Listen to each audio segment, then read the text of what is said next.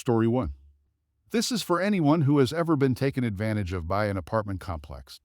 A few years back, I was moving into a new apartment with a coworker. He was an okay roommate, a good guy overall, just did some bad things. Not the focus of the story, though.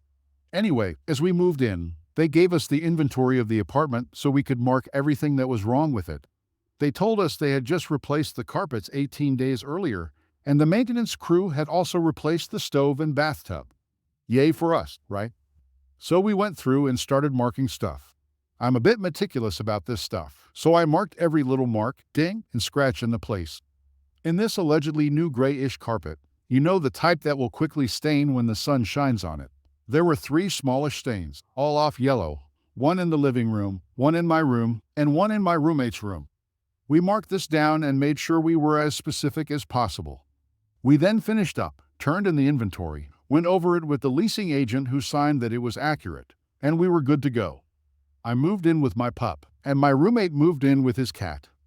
Fast forward 14 months, I'm moving out to live with a couple of other friends.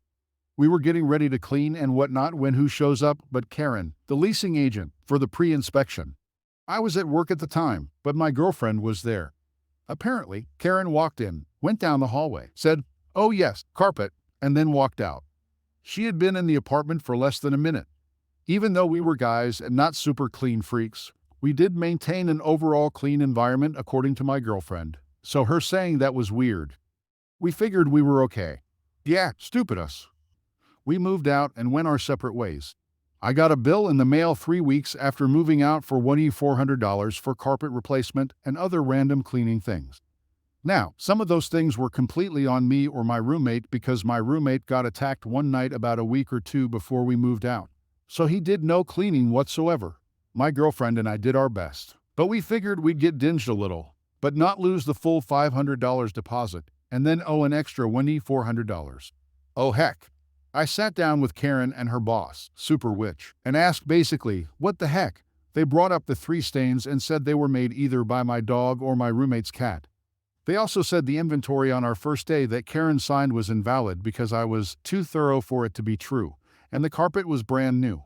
I basically said, that's nonsense and I'm not paying for it. So Super Witch sent it to collections. I fought it for a year with the collection agency and got nowhere. It took my credit score from around a 750 to a 650. Needless to say, I was exhausted from my high-stress job, from fighting this, and I was just ready to just pay it to be done. Until the best girlfriend in the world pointed out that I should just sue them. So I did. I sued the apartment complex for $7,500. The max I could sue in small claims without needing to get a lawyer involved. I couldn't afford one. I had the sheriff's department deliver the lawsuit paperwork to the apartment complex's parent company and had a court date set. I was so scared as I had never done this kind of thing before. I prepped what little evidence I had and went to court. The Honorable Judge Awesome McAwesome presided that day, and when my case was called, I went up with my evidence, and the apartment complex was nowhere to be found. So, Judge Awesome asked me why I was suing for such a large amount. I explained the situation, showed that I had the inventory with their signature that clearly said both parties agreed there were stains on the carpet prior to my move-in, and therefore I didn't think it was fair I had to pay for the carpet, but I was willing to pay what I knew I owed if they would just remove my bill from collections. I also said I had called in sick from the anxiety of dealing with this a few times over the last year, and I was currently missing work to be in court that day, and while I didn't expect to get $7,500, I wanted to get their attention and stick it to them because they can't just treat people like this. Judge Awesome listened, smiled, and said something along the lines of, well, since they aren't here, I will give you a summary judgment, which means you win, and not only do you not have to pay for the carpet, but you can have your full deposit back. I wanted to start dancing, but I'm in court and a terrible dancer, so I didn't. He gave me my full deposit back plus the few days of work I missed, even though I said I got sick pay for it. All in all, it was about $1 or $500, and he ordered that they remove it from my credit and take it out of collections. I called them up and told them that I had sued them today and won. Super Witch said, oh, well, we had a mix-up and our lawyers forgot to show up. But would you still like to pay your bill? I laughed at her and said, heck no, and hung up. They tried not to pay initially, so I sent them a letter with the judge's judgment and said I would put a lien on the company if they didn't pay up. So I got a check about a week later. Basically, take photos, get copies, and never just pay the bill if you don't actually owe it. It is worth fighting in court if it's truly not on you. Story 2. This took place 7 years ago. When I was 5 years old, my parents separated. My mom tried explaining to us that it was just going to be my mom, my younger sister, and me from now on. But my younger sister and I came up with the story that he was at work whenever our friends asked. My dad was the life of the house, always making friends with everyone he met out and about, playing with us and being the apple of our eyes. About a month after the separation, my mom announced to us that my dad was coming back. My parents were going to try again. Of course, being the kids that we were so happy. I still remember now my brother and I screaming and shouting as our mother watched with a happy smile. It did not last. I started to notice things. He wasn't the dad I remembered. He would berate my mom for the smallest of things. Things like the way she ate, the food she cooked, and the friends we had. I remember my dad forbidding my brother from going over to my aunt's house for a sleepover with my cousins because my aunt left the window open at night. My dad was controlling and would restrict us all from doing things. He ruled the house with an iron fist. After a year of us living like the happy family my dad wanted, my mom said that my dad was not coming back. I didn't feel a certain way because I didn't like the way my family was turning out. My younger sister, who had previously been the loudest of us, would not talk to anyone. It had gotten so bad that her teachers often asked me to sit in her reading lessons, as her teachers couldn't assess her reading level because she wouldn't trust anyone but me. My brother, who was the kindest boy I ever knew, was picking fights and getting detentions all the time at school, and my mother only left the house for school runs. From then on, we would spend weekends at our dad's house and weekdays at home with Mom. I didn't feel a certain way about things. When she thought none of us were awake, my mom would sit at the dining room table where we used to eat and break down and cry. I wasn't sure why then, but now I know that it was due to the stress of having to raise 3 young children, keep a house running on a church secretary's wage, and my dad refused to pay for the house and only gave a fraction of child support.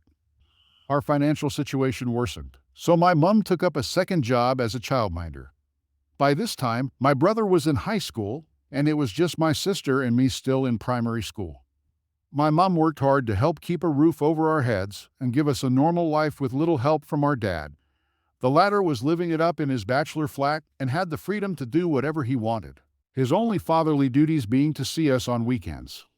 On one of my mom's bad days, she even let slip how dad had been cheating on her, and I felt sick. He took me to a woman's house once when I was about 8 years old and home from school with tonsillitis. He even forced me to call her auntie and gush over how cute I was.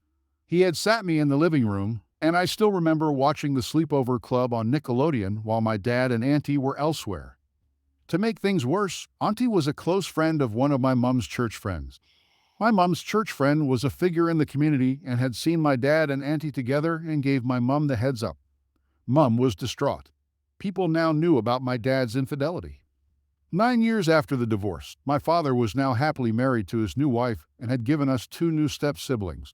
By then, my brother had cut all ties with our dad. My sister was going through her rebellious teen phase, and I was constantly an anxious mess.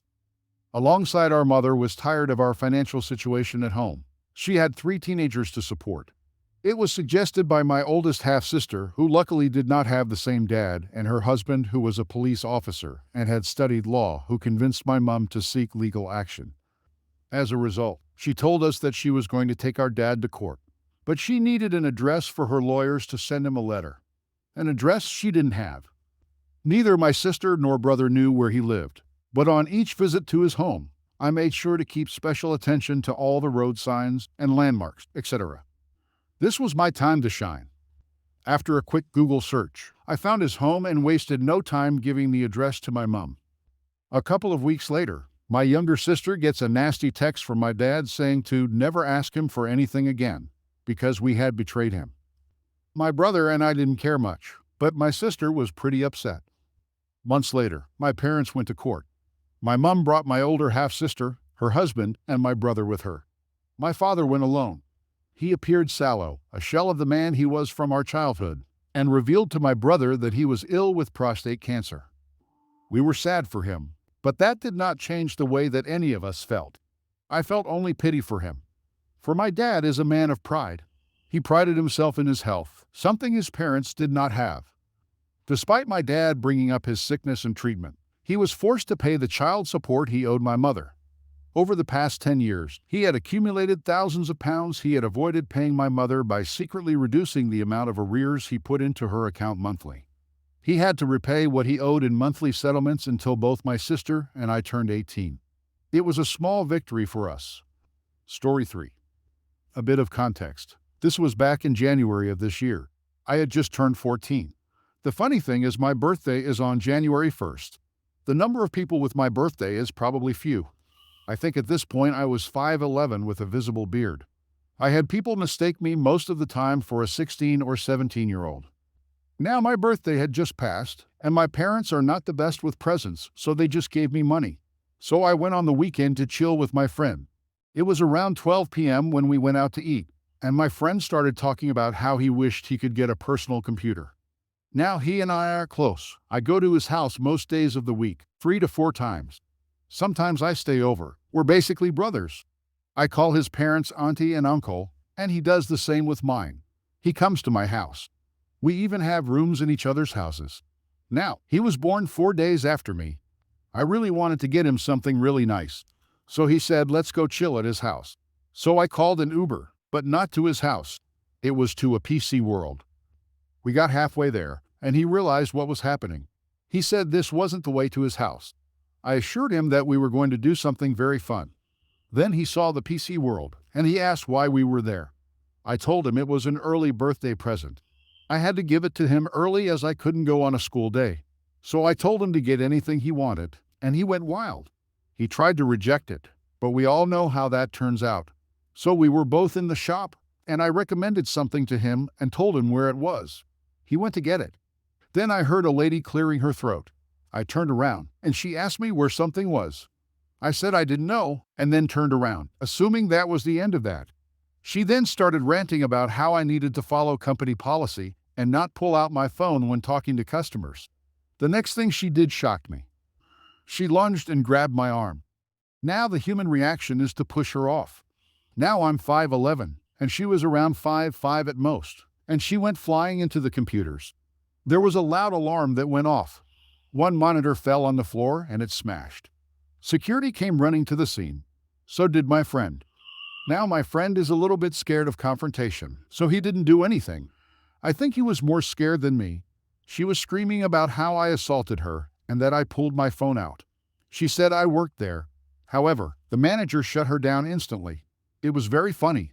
I think the police got called in the mayhem. They then took both of our stories and started giving me dirty looks. They told me to call my parents, but I refused as I didn't want to drag them into it. But eventually, the footage came, and it was proven that she grabbed me first and I pushed her off. Eventually, I had to give my name, but I was free to leave. The police did contact my parents. The good thing was the manager gave us a 20% discount, so that was good.